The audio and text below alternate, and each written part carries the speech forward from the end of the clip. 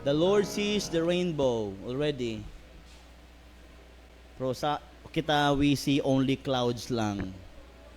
Nga na ang kinabuhi, amen? Above the storm, above the clouds, there's peace, amen? Thank you, ladies for singing that song. In your Bibles, open it in the book of John chapter 21. Amen? Andam na ta para sa pulong sa Ginoo. Mauni ang mensahe sa Dios. Igsoon, let me remind you, ayaw itugot nga naglingkod lang ka dinha, unya wa kay bitbiton pauli unya. You should have something in your hearts. Amen? You should have something nga makuha gikan sa mensahe sa Ginoo. Don't just be a listener. Amen? Be a doer of the word of the Lord. Now, we have a very interesting passage and message this morning in the book of John chapter 21. Naghangyo lang ko mga batanon, di ta magsigi og tabi. Amen? Hunong lang, di ta magstorya, maminuto sa pulong sa Ginoo, kay basin, maka-distract mo sa likod. Naay tao sa likod nga, gusto ka ay mensahe sa Ginoo, unya kay nagsaba ka na distract siya, na istorbo siya. Please, di ta mag-istorbo. Amen? Let's just put ourselves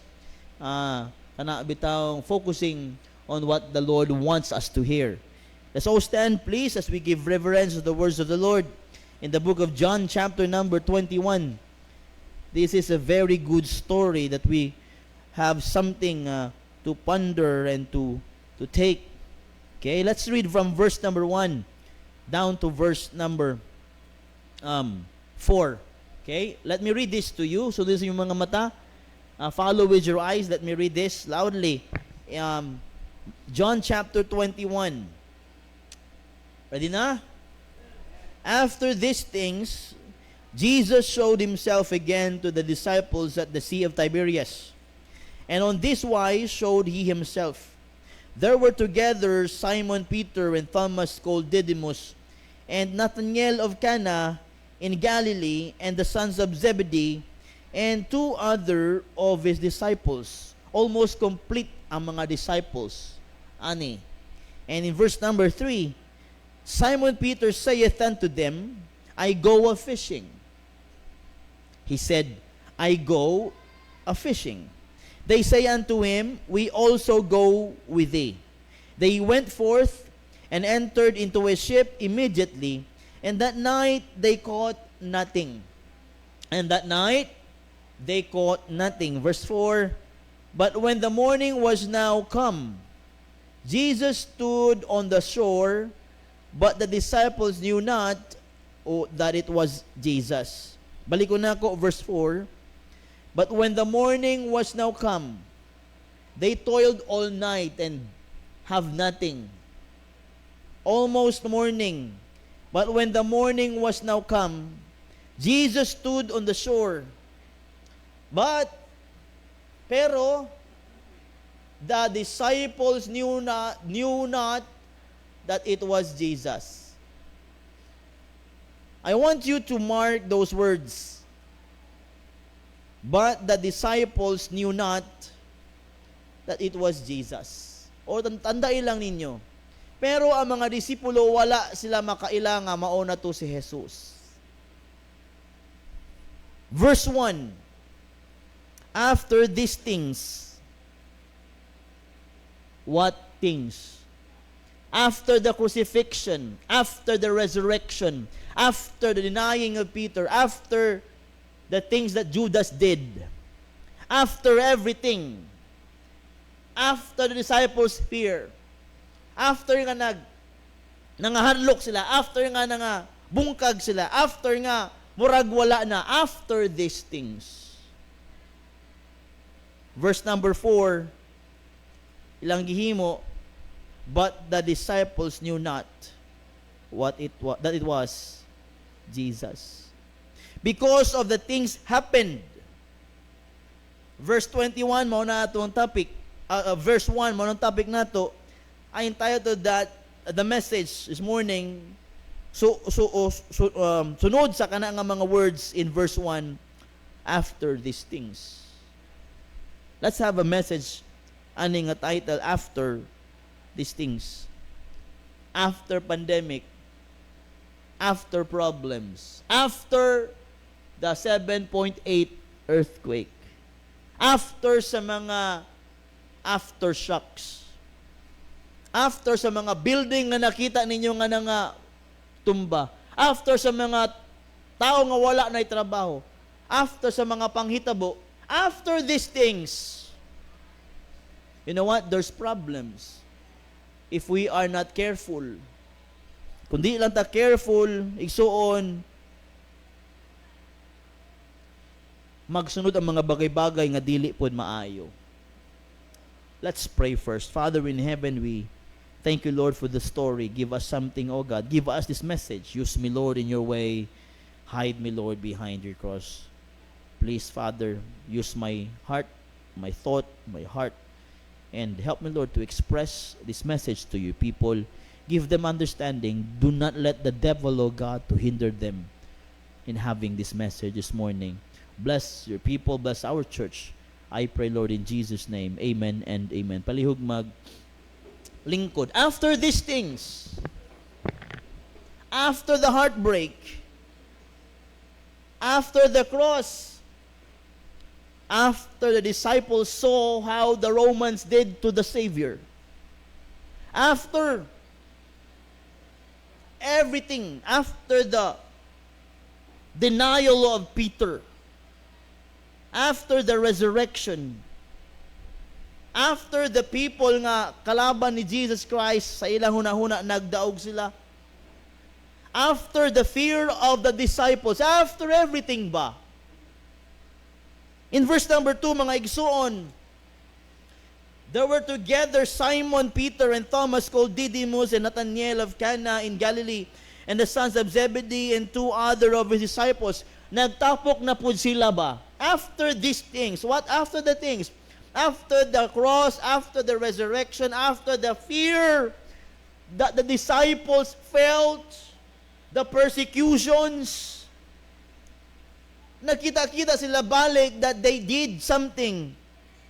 In verse number 3, Simon Peter saith unto them, I go a fishing.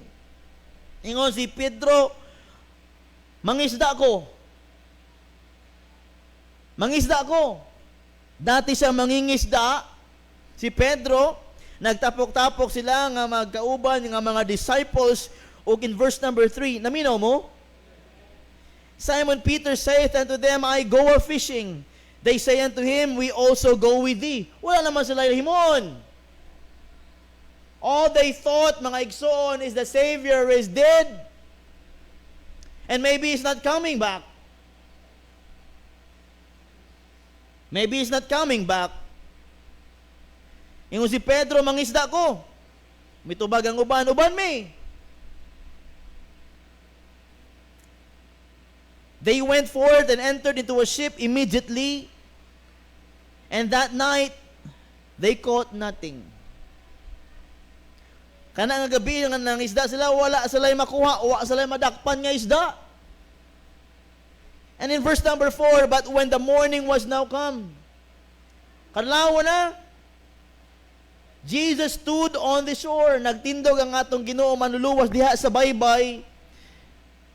Pero, but the disciples knew not that it was Jesus. Wala nila mailhan nga mao na to si Jesus. Why? Ang ilahang una-una is that the Lord is dead. He's not coming back. It's so hard to think. Discouraged kaayo sila. They knew what is going on. And they saw many people walked away. Kailang huna-huna, wala na si Kristo, wala na si Jesus. That's when ibalik sila sa pangingisda. So discouraged. But in that time nga, mitungha si Jesus Christ on the shore, they knew not that it was Jesus. Wala sila makailang, oy, si manluluwas na to. In verse number 5, then Jesus saith unto them, children, have ye any meat? Mga anak, gitawag ni Jesus Christ, mga anak, have ye any meat? Nababoy makaon? Nanabay makaon? They answered him, no, wala. Wala ganun may kuha. Do you get the point? Verse number 6. And he said unto them, cast the net on the right side of the ship, and ye shall find. Di ba very familiar? It was the same place.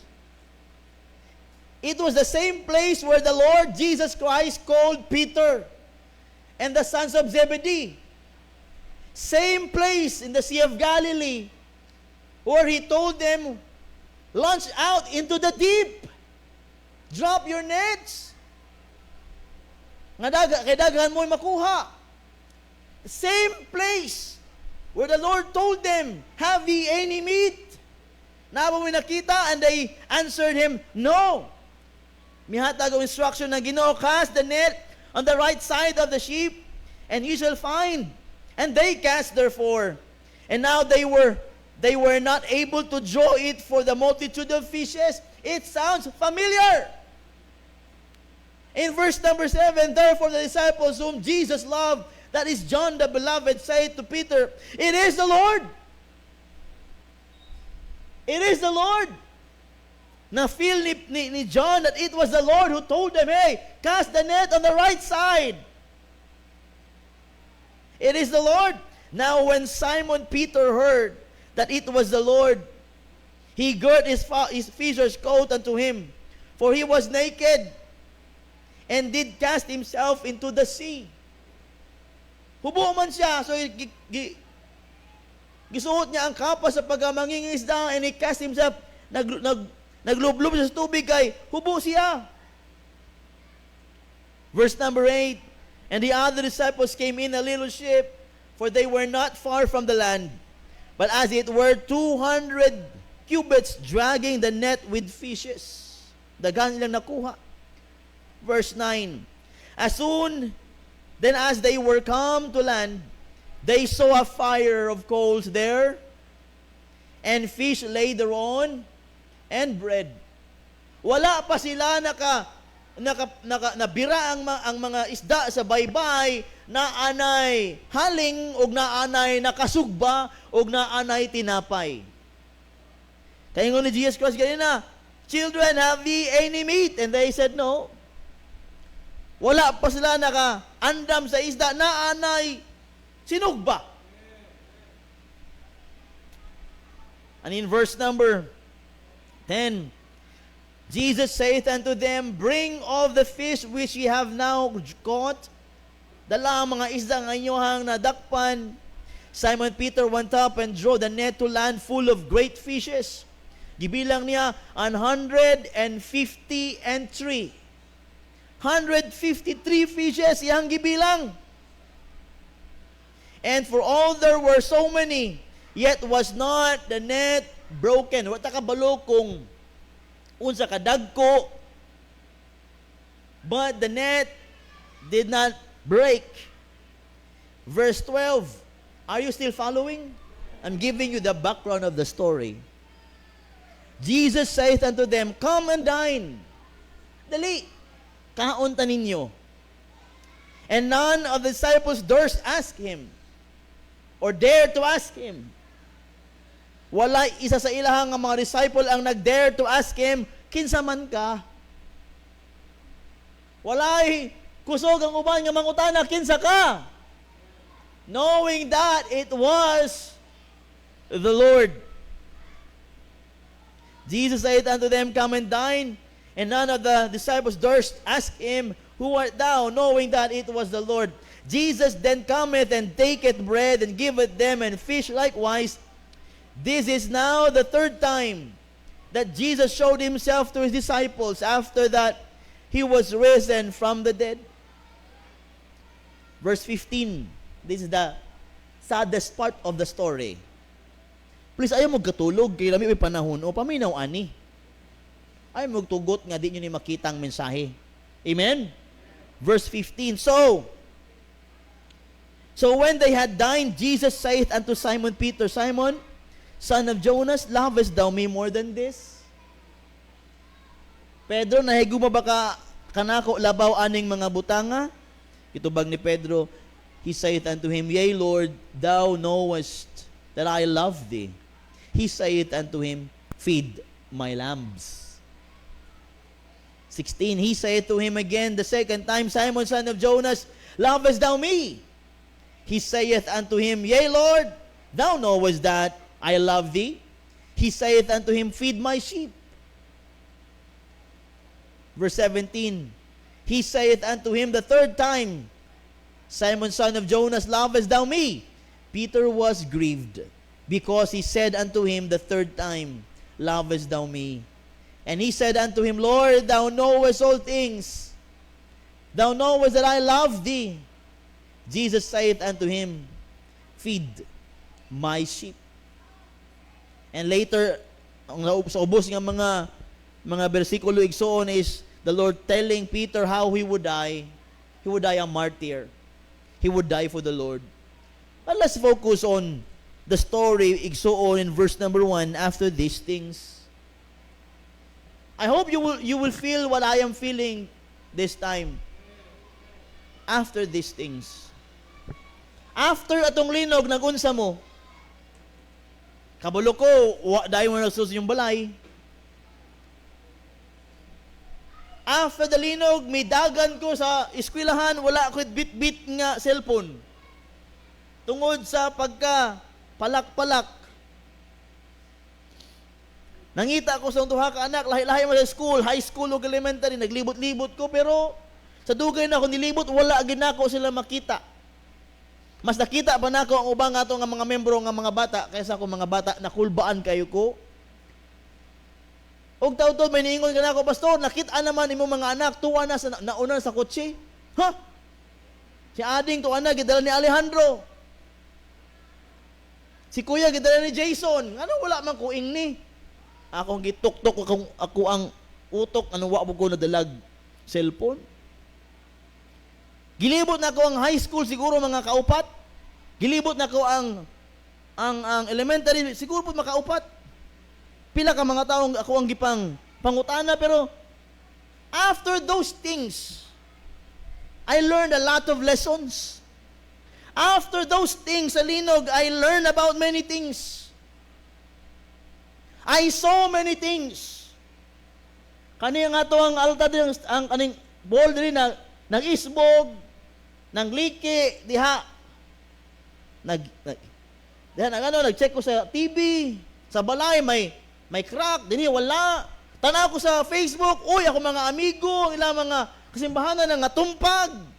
Ang Jollibee video na, murag AI, pero tinuod ay. Ang KCC, ang SM, hangtod karon walay mall. That is a result of the things that happen. After these things, after the resurrection, after the denial, after the tragedies, after the persecutions, after sa mga kalisdanan, after when the Lord died, what had happened? Unsay nahitabo. I hope you can relate. We all relate. After the linog, we learned many things. We slept here for 3 nights. Di kami natulog.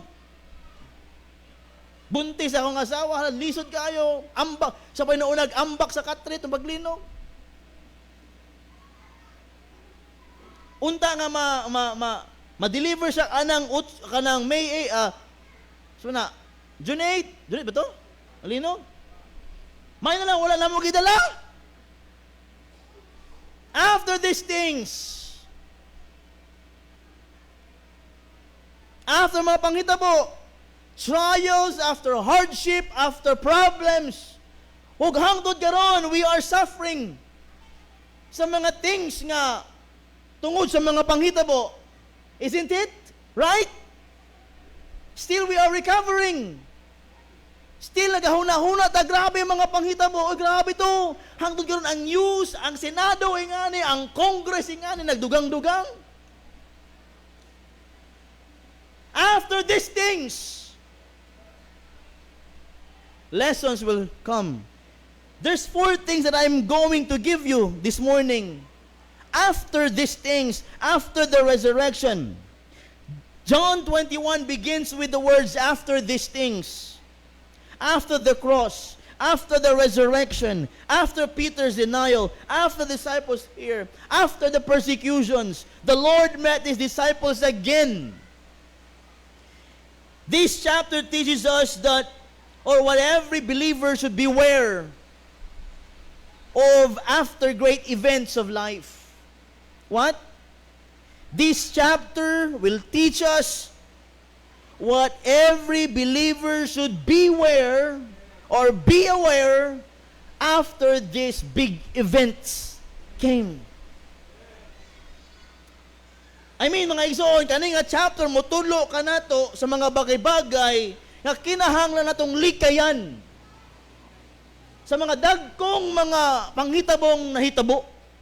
Na yung mga bagay-bagay nga kinahanglan nato tun-an o makuha. Igsoon, every now and then, maybe, naapay manghitabo nga dagkong mga bagay-bagay nga kinahanglan natong likayan sa maaning una. 4 things that we should be aware of after these things. After these things. Number 1, verse number 2, hanggang verse number 6, we saw the issue here. Thank God for the rain. Verse number 2 down to verse number 6 is the issue here. That the disciples, after the things happened, nagtigom sila, nagplano silang mangisda, niuban ng daghan, wala isdang nakuha, but the Lord came on the shore, and they do not what? Knew that it was already the Lord. And the Lord asked them, have ye any meat, children? And they said, no. Cast thy nets in the right side, and thou shalt get fishes. And somebody remember that it was the Lord. It is the Lord. And Peter, what? Gisulob niya ang kapak sa mga ngisa, o nagtusmaw sa dagat, kay hubo siya. Number 1, igsoon. After these things, una, beware of forgetting the Lord. Beware of forgetting the Lord. Magbantay kita kung malimot na ta sa Diyos. Usahay, atong dako nga panghitabo sa linog to niagi. Usahay nakalimot na ta sa Diyos nga moampo tauna ang umananagan. Somehow, some way, we have forgotten to pray and to ask God and to thank God. Listen to this, ayaw pa disturbo sa kasaba sa ulan, kay maybe the devil has been what? Making this noise to dili ka makapaminaw ani. After these things, beware of forgetting the Lord. When Peter returned to fishing, he was going back to his old occupation which is a fisherman, instead of waiting on God's direction. Instead of waiting on God's direction, Peter went fishing. In verse number 2, bantay verse number 2. O silang gihimo, nagtapok sila. Where the assembly becomes ordinary. Nga ang ilang pagtapok, ordinaryo na lang kaayo. Why? The Lord was absent. The Lord was not around. Ang ilang pagtapok, ordinaryo na lang kaayo nga walay mahimo. The Lord is not here. Their assembly becomes ordinary. They were together but without direction. Amen. Wala naman ang Ginoo. They have no direction. I hope mga igsoon, after these things, let's stay together. Amen. Let's do not forget the Lord. Dapat kung magtapok man ta, ang Diyos yun ang atong simbahon, like what Hebrews 10:25 said. Not forsaking the assembling of ourselves together, as the manner of some is, but exhorting one another, and so much the more as ye see the day approaching.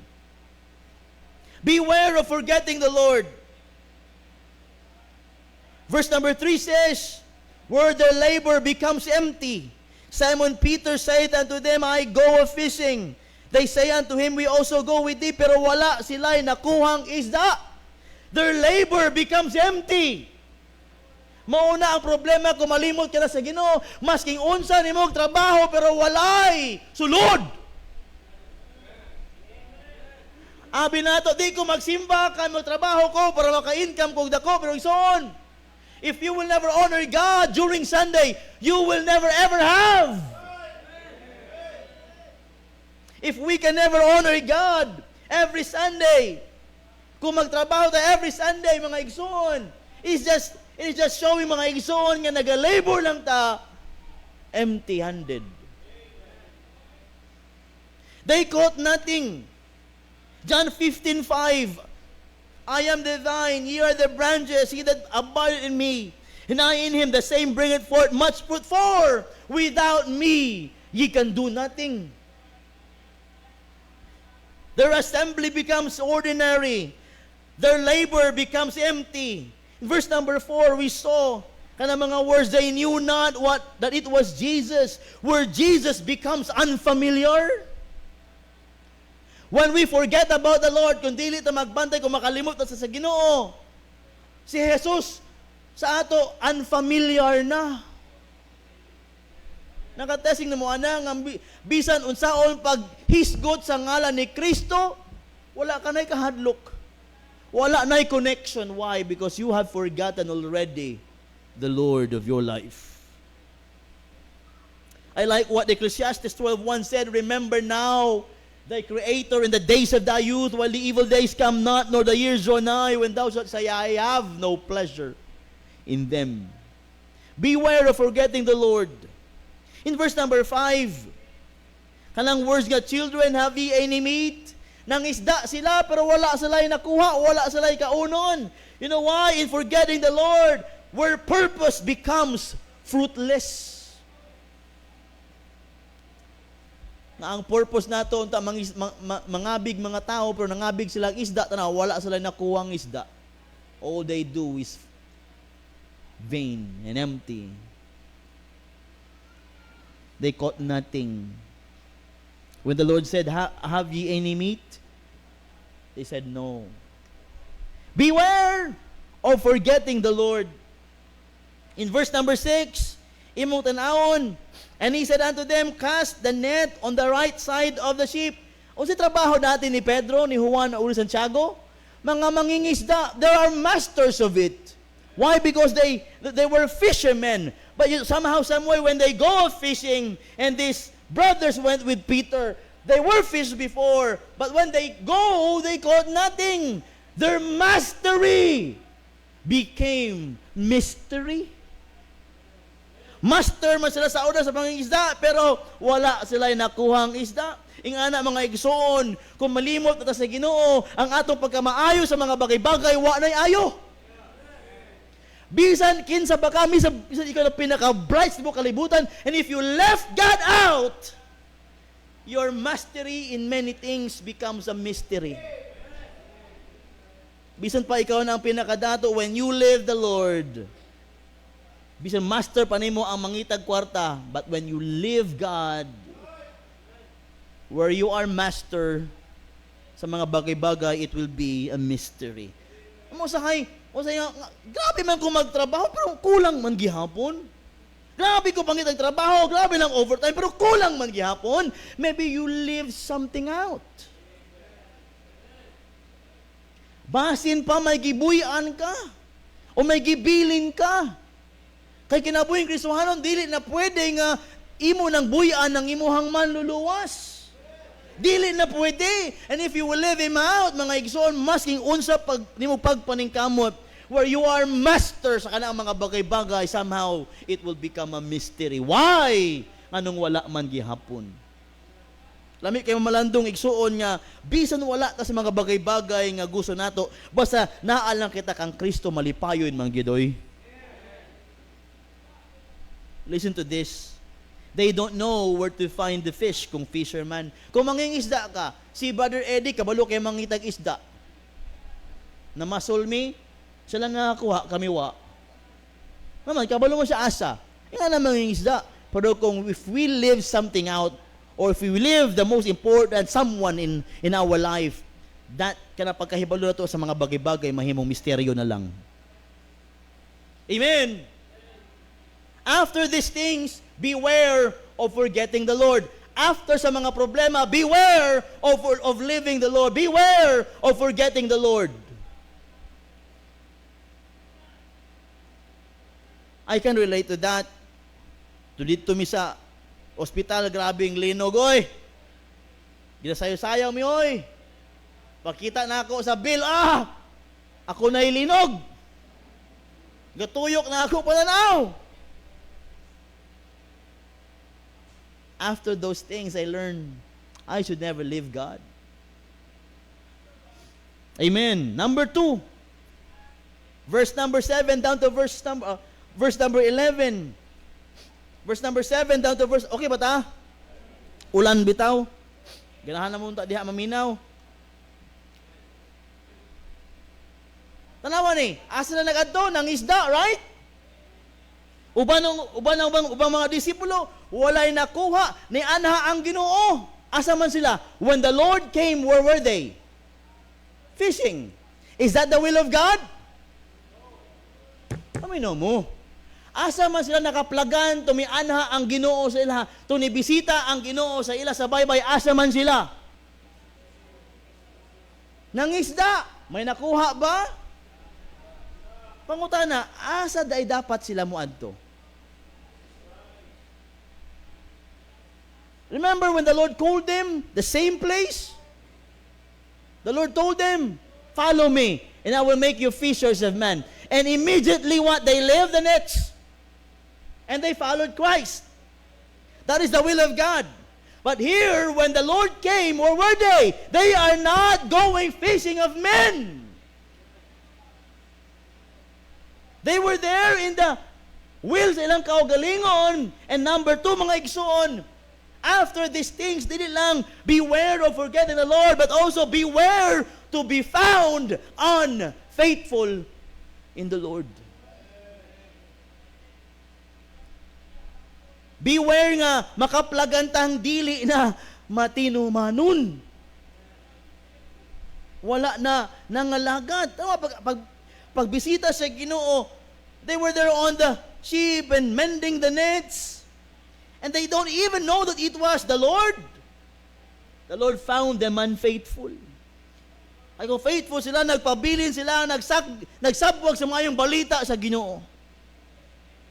They become unfaithful in their testimony. Igsoon, if the Lord finds us faithful, igsoon, finds us faithful, unfaithfulness sa atong testimony, lisod na kaayo. The Lord found them unfaithful in their testimony. Romans 1:17, for therein is the righteousness of God revealed from faith to faith. As it is written, the just shall live by faith. Dapat magkinabuhi sa pagtuo, pero sila ito nagkinabuhi sa dagat balik. Beware, lest the Lord finds us unfaithful after these things. Verse 9. In verse number 9, tanawa, as soon then as they were come to land, they saw a fire of coals there, and fish later on, and bread. Ang Ginoo na ang nagluto na pud para sa ila. Di lang unfaithful in their testimony, unfaithful also in service.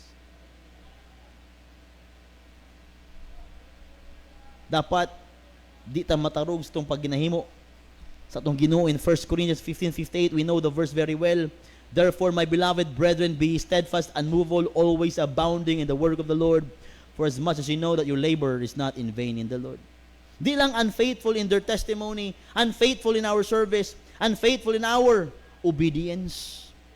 Verse number 10 unto verse number 11, dapat makaplaganta nga faithful in our obedience in the Lord. Paminaw ani, faithfulness is seen in obedience. Faithfulness is seen in obedience. Makaplagan o mahibaluta nga faithful sa katao tungod kay siya nagasunod sa Ginoo. So, after these things, number 1, beware of forgetting the Lord. Beware to be found unfaithful. Number 3, in verse number 12 down to verse number 14, unsa ang gibati ni Pedro when he knew that it was the Lord? Tuingon ni John, oh, it was the Lord. Unsa gihimo ni Pedro? Gisulob niya iyang kapote sa mga isda og mitusmao nga naman hubo man siya. Number 3, mga igsoon, beware of feeling guilty. After these things, let's beware of feeling guilt. Peter surely remembered denying the Lord. Nakahuna-huna siya, I deny the Lord. Mitikal ko, wala ko miila nga ako sang Diyos. Guilt kayo ba? Guilty kayo siya. Guilt reminds us of our failure. After these things, the guilt of forgetting the words of the Lord. They have forgotten what the Lord said about this resurrection. Balik-balik ginayon ni Jesus Christ, usay mahitabo, destroy this body and in 3 days I will rise it again. Nalimot sila ato. Ison sama sa mga kinabuhi bilang Kristohanon. Let's beware of feeling guilt. Kinsa usahay makahimo sag sala sa Ginoo. Na siyang pag-ampo, guilty siya. Amen? Kala mag-pray, makabati mo? Okay pa? Kinsa sa ato diri ang dali mag-guilty? When we pray, diba lisod mangayo sa Ginoo mga bagay-bagay nga atong kinahanglan? Kung nasayra nato nga may sala patang wala pa na pangayuan og pasaylo. Di ba guilty ta usahay nga mag-una-una tagkaon nga wa man ta katabang sa pagluto. Amen. Pero ang uban walay guilty oy, wa maulay ulaw oy. Wala ni tabang og luto, maupay ni unag sukad. Amen. Kisa na amigo ana nga wala pa naabrihan ang gipalit nimo nga tinapay nya siya una nag-abri, gikaon niya. Nay amigo ngay nga na. Di ba? Bago lang mo gipalit sa tindahan, niya, anak pa nimo, niya, gikuha niya, giabrihan, gikuha, kaon siya. Awa, gipuangod nga, amigo. Why guilt? Now, after these things, after the cross, after the resurrection, after the denial, after the persecutions, there are things that we need to beware of. Una, beware of forgetting the Lord. Ikaduha, beware of unfaithfulness. Beware of feeling guilty. And number 4, atong humanon ni. Number 4, verse number 15. Katong gipangutana na sa Ginoo si Pedro. Pedro, nahigugma ba ka kanako labaw aning mga butanga? Please, aminaw. Importante ni. Ingon ni Pedro, o Ginoo, kabalo ka nga ginahiguma kita, taka. Ingon sa Ginoo, pakana ako mga karnero. Taod, may tubagang, may pangutana po ng Ginoo, Pedro, nahiguma ba ka kanako? Ingon ni Pedro, Lord, lagi sure. You know that I love thee. Ingon Jesus Christ, pakana ako mga karnero. Ikatulo na gyud. Nabalaka si Pedro. Ngano man iman katulo jud gipangutana ko, giduol niya Ginoo, masulubon siya mingon siya, Lord, wala nahibaw-an nimo tanang mga bagay-bagay ug kabalo ka paano ta ka ginahigugma. And the Lord just said, feed my sheep. Some of you know why the Lord keeps on asking Peter about kung nahigugma ba si Pedro kaniya sa makatulong nga beses. Pero let me tell you this, my friend. pagkatulo na gani ginabalik-balik sa Ginoo nga about sa ana nga subject, he meant truthful kung tinuuray bagyod ang imong gugma sa iyaha. Mao na may pangutana ang atong Ginoo kang Pedro, katulo. Dili tungod kay katulo niya gidinayang Ginoo. Kung dili gisigurado gustong Ginoo nga Pedro, nahigugma bagyod ka sa ako. Kay gusto sa Ginoo nga i-remind ta kung nahigugma bagyod ta sa iyaha. Amen? That's number 3. Beware, mga igsuon, of failing in love in the Lord. Igsoon, this is very important. Katulo ba gibalik-balik sa Ginoo, pangutana si Pedro, nahigugma ba ka sa ako labaw aning mga bagaya? Pedro, nahigugma ba ka sa ako? Pedro, nahigugma ba ka sa ako? Because the Lord wanted to know if Peter truly loves Him. Because if Peter truly loves Him, he will really feed God's lambs. He will never go back fishing. He will never do anything. He will stay feeding the flocks of the Lord. After these things, igsoon, beware of failing our love in the Lord. Igsoon, kung pangutanon ka nako karong buntaga, do you love God? Is that so? Tinuod ba?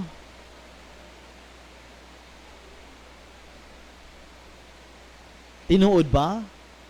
Ikaw lang nasayod.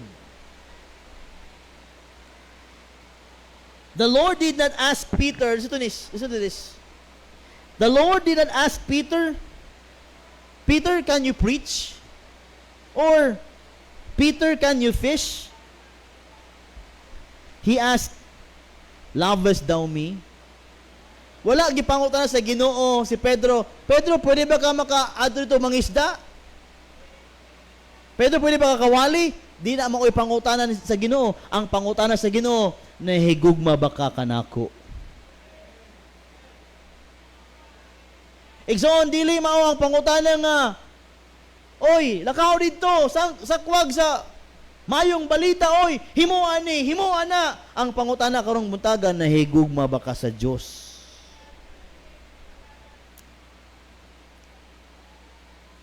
Katong mga pulong nga lovest thou me. Buti pa sabot, that love must be examined. Lovest thou me? Lovest thou me? Lovest thou me, Peter? Because the Lord examined the love of Peter. Do you love God? Your love must be examined by the Lord. When those words, yung sa Ginoo, feed my lambs. Feed my lambs. Di lang to be examined, but also to be proven. Love must be proven. Lovest thou me more than this, Peter? The Lord is examining the love of Peter to the Lord. When the Lord told them, feed my lambs, the Lord wanted Peter to prove His love. Feed my lambs. Don't go back fishing. Feed my lambs. The Lord wants proof if Peter loved Him. John 4:15 says, if you love me, keep my commandments. The Lord did ask Peter thrice. Di lang to prove Peter's love, di lang to examine Peter's love, but also mga igsoon, the Lord wanted to know that if Peter's love is true or genuine. Katulugod. Peter, lovest thou me? Peter, lovest thou me? Peter, lovest thou me? The Lord wanted to prove if that love is genuine or true. Kaya usahay, may mga tao, like Lord love, pero tinuuray, dili, good ka, nahigog magyod. Kaya kung tinuuray, good ka, nahigog mo sa Ginoo, magpabilin kang gapanghimo sa mga bagay-bagay nga ginapahimo sa Ginoo sa imo. Beware of failing your love to God. After these things, kung ikaw ang maka-experience dako kay nga mga trouble, dako kay mga problema, after those things, we need to beware of those 4 things. Beware of forgetting the Lord. Sa ikaduha, beware to be found unfaithful. Basta dili ka na faithful. Katulo, beware of or the feeling of guilt. Number 4, failing our love for God. Daghan ba nga ni igsuon, palyado ang gugma diha sa Ginoo. Beware. Beware. Lisod ang malandungan igsoon nga makabati ka og mga storya nga mauni, paminaw. Ngano man, Lord?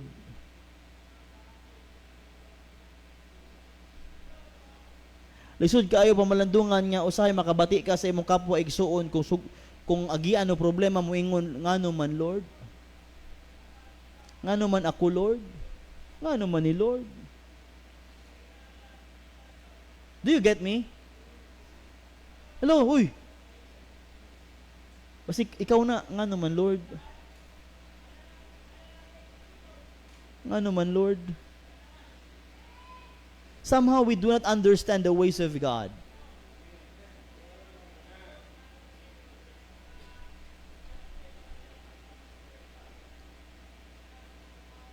Sa karon nga mga panahon, pamina ba? Ikaw ba agian no problema? Ikaw ba itong una ga palayo din sa Ginoo? Paminaw. After these things,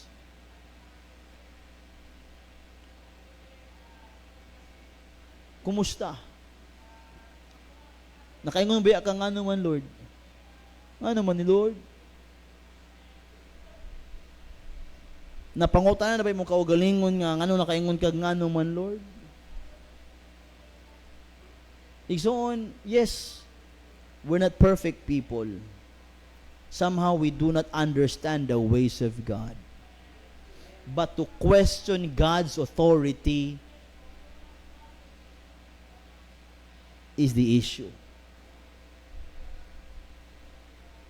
When we cannot understand God anymore, we have an issue in trust. Natay issue sa pagsalig. When we say the word ngano man, Lord, maybe we do not understand ano ginapaagi ni sa ato sa Ginoo kan mga bagay-bagaya, kaning mga linog, kaning mga problema. When we ask the Lord ngano man, dili na ingon igsuon nga wala ka na pagtuo nga makapangutana ka na, kundili normal nga may issue ka sa pagsalig.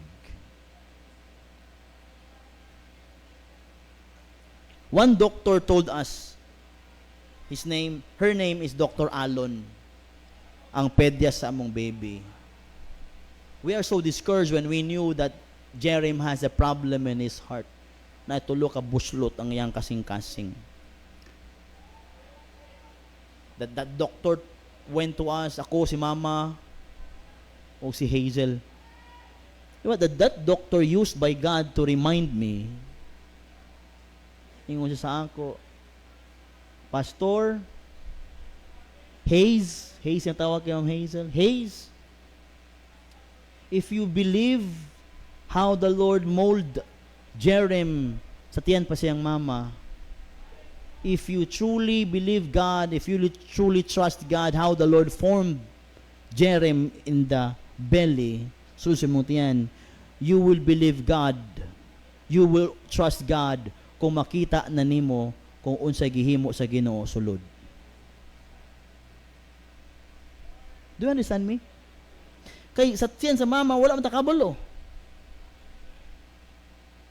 Oh, Ma'am Hazel is so careful sa pagbitbit sa bata from day 1 of the 9 months. But we do not know how the Lord molded that baby inside. We trust God, Lord, ikaw na bahala sa baby. Ikaw na bahala, ani. But when Jerem came out, na siya'y problema sa heart. I don't want to ask God, Lord, nga naman, Lord, nga naman, Lord, because deep in my heart, it's wrong to ask Him. It's wrong. But in my mind, Lord, please, anything, nga mo man na si Jeremy, nga mo ni Lord, let Thy will be done. Because I don't want to question Your authority in my life. After these things, I don't want to fail my love for God. If we say the words nga naman, Lord, we have a trust issue. I know many of you can relate. Di tungod kay wala ko'y heart. No, I have my heart. But God is bigger than my understanding. So, after these things, after failure, after sorrow, after blessings, after victories, after these things of many things, Jesus still gives the same invitation. Verse number 19, tanawa. And I'll be done. Verse number 19. This spake He, signifying by what death he should glorify God, si Peter. And when he had spoken this, he saith unto him, Follow me. After these things, the cross, the trials, the persecutions, the hurt, the problem, the issues, after these things, what the Lord wants? Verse 19, follow me. Whatever may come, what issues may come, what the world will do, what the Lord may want, magubot man ng Senado ang gobyerno, mulinog magpila ka mga linog, please, still follow the Lord. After these things, no matter what has happened, after these things, the safest place for every believer is still following the Lord. Please, ibutang sa screen media itong main thought na ako diha. No matter what has happened, linog, things nga di mo nagustuhan, problems, no matter what has happened or after these things, the safest place for every believer is still following the Lord. Can we still follow God if things aren't happening good? Maka, sunod pa ba kahata sa Ginoo kung nahibaluta nga dili nato gusto ang mga nagapangagi? Let's ask Peter. Peter, you denied Christ. Peter, you went back. You didn't recognize the Lord. You felt guilt. Peter, you are told and asked by the Lord 3 times if you love Him. Saka ang kasing-kasing ni Pedro, no? After these things. But those lines are very good, igsuon. The safest place for every believer is still following the Lord. Makasunod pa ka sa Ginoo, makaobey pa ka sa Ginoo, kung mga bot ang dagang linog, dagang problema. Katong mga bagay-bagay, itong upat ka bagay, we need to be aware of forgetting the Lord, unfaithfulness, guiltness, og failing in love. Not falling in love, but failing in love. After these things. Can we stay following the Lord?